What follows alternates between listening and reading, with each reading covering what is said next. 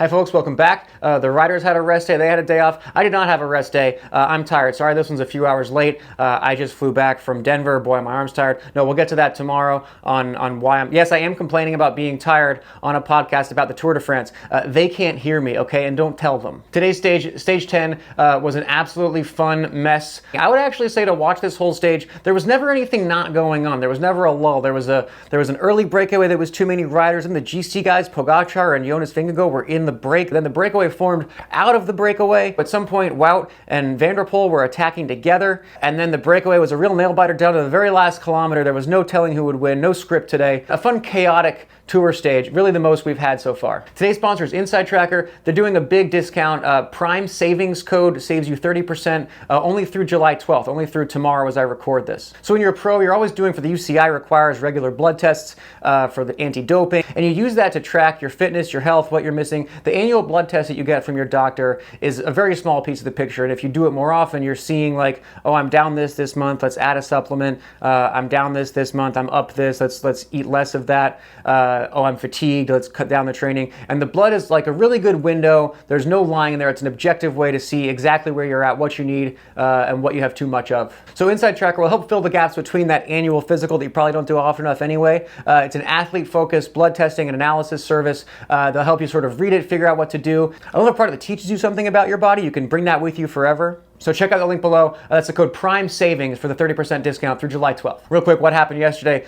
Nothing really. It's a rest day. The riders do go for a little bit of a ride. If you take a day off, your body will respond weird during a stage race. You might get a lot of inflammation. They don't mess with that. They're going to ride 60 to 90 minutes, probably flush out the legs. There's probably a lot of media. I think guys are doing haircuts, a fair bit of coffee, definitely a lot of naps. So far in the race, we've got a tight GC battle between Jonas Vingegaard, who has the GC lead. Pogacar has been kind of inching up to him. And then it's a ways down to third, where it's really anybody's game. A big mess down there. In the sprint stages, Jasper Philipsen on Alpecin has been really killing it. Multiple stage wins there. And of course, Mark Cavendish out of the race following a crash.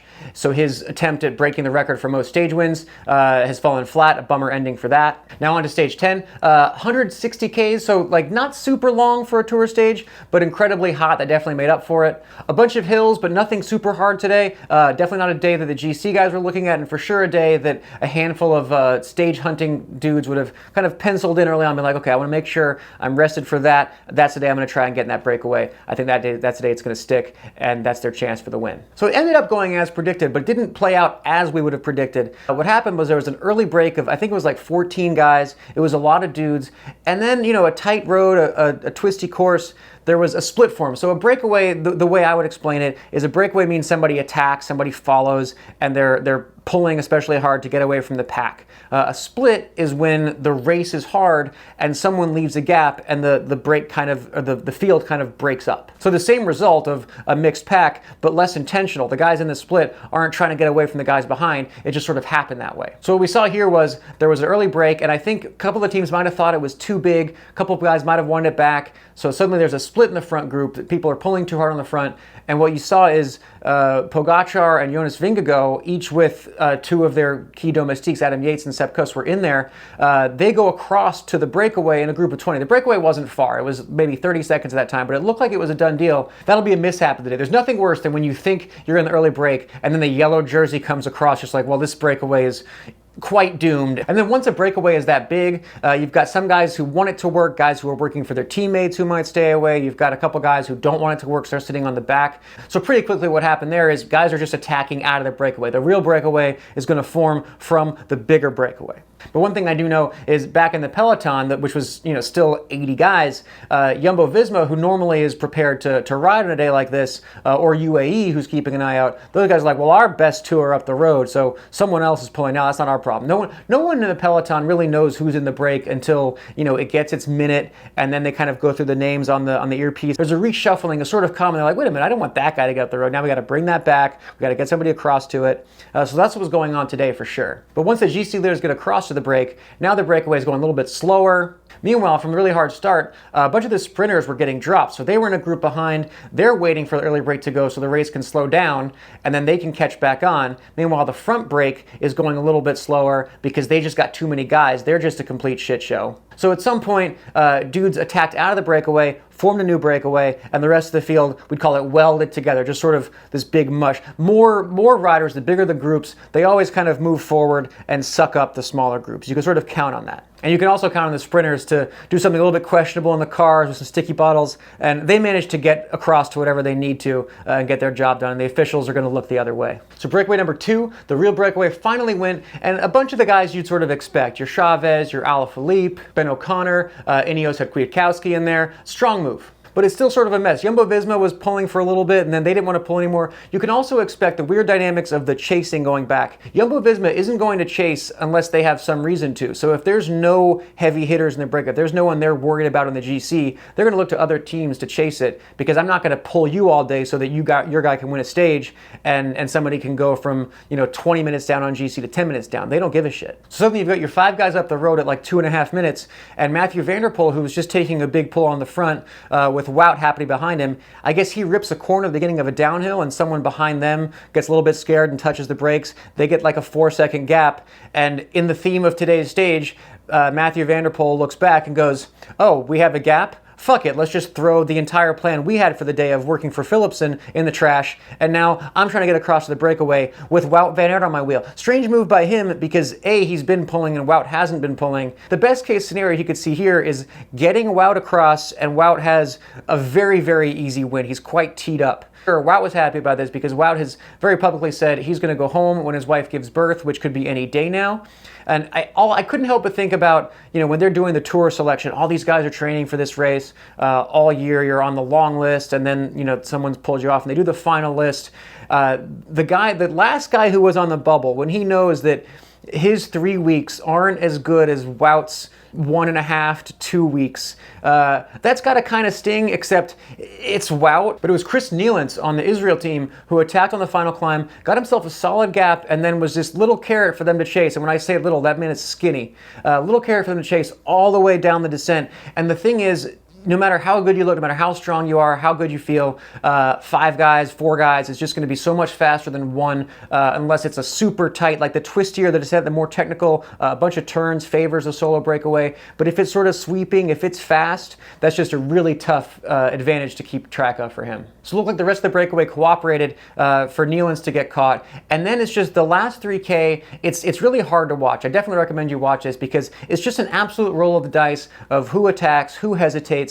You really can't take any time to think. It's all just react, counter-react. And this is one of those funny moments for Alaphilippe. Because the stage is so perfect for him, he was coming off on the climb. He wasn't having his best day, but he was still in there. And I think it's a beautiful equalizer in bike racing where if you're favored, if it's a flat road, God bless you, because everyone knows that you're kind of the best guy and they're marking you out. Being the best guy is often a disadvantage in a situation like that. So if one guy attacks, everyone looks at Alaphilippe, "Oh, you got to catch that." It's like, well, if I bring back every move in the last K, then I definitely can't win. So you just see this cat and mouse, chicken egg situation going on, and it could have been anybody's game. The guy who played it perfectly was Bilbao, and you can watch, he follows an attack, and by the time he kind of gets across, he times it perfectly. By the time he gets across, he's never going to be expected to pull. There's no way he's going to pull. Meanwhile, you see Ben O'Connor, who hesitated a little bit, got away from the group, looked like he was kind of the strongest in the last few K today. Bilbao looks back and sees O'Connor coming, and he doesn't panic. He doesn't start to launch because he knows that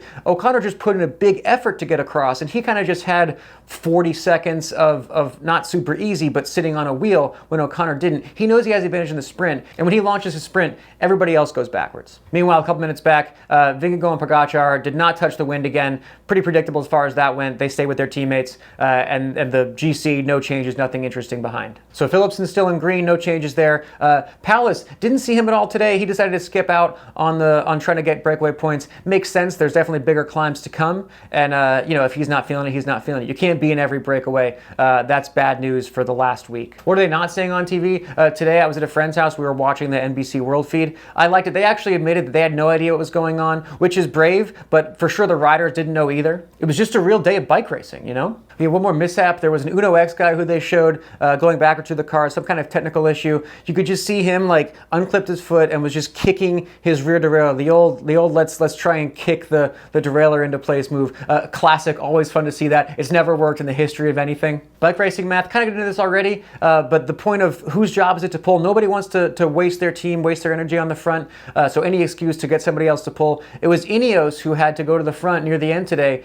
They were at risk of losing their 4th overall, so it's wild to see Ineos defending 4th overall. That's just like a low bar for them, but that's a situation they're in right now. But yeah, someone in the breakaway was 3 minutes down on GC, so if they stay away, then they move up on Tom Pidcock, who's sitting 4th. We do have someone's radioing Steve Cummings and Ineos being like, hey, you got a problem here. This is your deal, Jumbo-Visma. We're going to sit behind y'all for a few minutes, and they did go pull. Actually, race organizer, what do you do when it's so hot out? It was 100 degrees plus, 40 something Fahrenheit all day. I don't know if you shorten the stage. It already wasn't that long. This is just kind of where the world is going, sadly. But I'm not sure. I've definitely done races in heat like that, but it's not normal for the tour. And definitely you can't do 3 weeks of that. So I was watching in person. I would want to be somewhere with a sprinkler. Maybe I'd bring a little baby pool and just sit out in the water. I had a teammate once, just he was trying to make time cut that day. He pulled off into someone's front yard and just sprayed himself down with their hose, just cooled off. I believe he had permission. I'm not sure. What are they going to do? Armchair team director, it still felt weird to see Pogacar and Jonas off the front at the beginning. I think you just want to keep them with as many of their teammates as possible at all times. I'm quite sure they weren't oh, let's get in the breakaway, but I think they saw a chance oh, we're both here. This is sort of neutral. Let's see who's missing on. Let's see an opportunity of who can we freak out right now in the peloton. But overall, weird move by team directors not be like, hey guys, go back, let somebody else do this part. You guys are sort of important to be sweating in the first 15K of 160K day at 100-degree heat, etc., etc. I would just want them on the wheels as much as possible as a rule. Unanswerable hypotheticals, anything could have happened in the last few K. If Alaphilippe had gone at 1.4K, that's different from if he'd gone at 1K.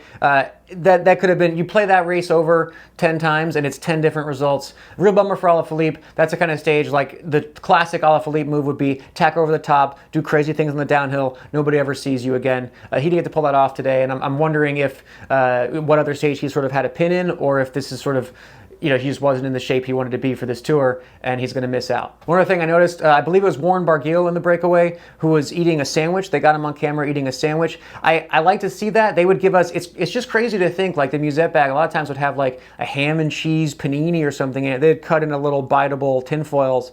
But I think a lot of guys, most of these days, they're just smashing the pure gel and sugar. It's a little bit old school, I think, to be eating a full-on sandwich. I'd love to see that. I was bummed that it split up in the last couple K. I was hoping it would just be those 5 guys to the line. It's just always really funny watching climbers sprint, myself included. We didn't really get to see that today. The only guy who had energy to sprint just immediately won. So definitely watch it if you just like to see a real mess of bike race. It kind of just felt like a one-day race today. Felt to me nothing important happens in the grand scheme of the race. So if you're sort of following that, you can have my permission to skip it. I think you will want to skip it tomorrow.